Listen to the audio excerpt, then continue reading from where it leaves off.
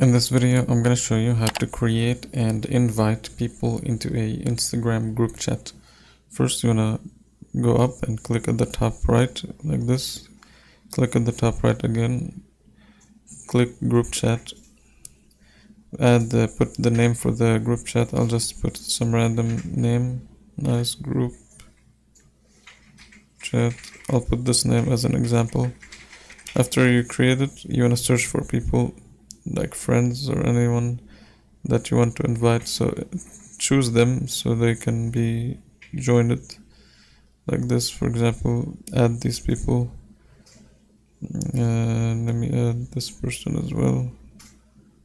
So after you add these people, you want to click create group chat, and as you can see, this is the group chat. So you can say hello, and here if you click at the top, you can see the people who are inside of it. And that's it. Make sure to leave a like and subscribe.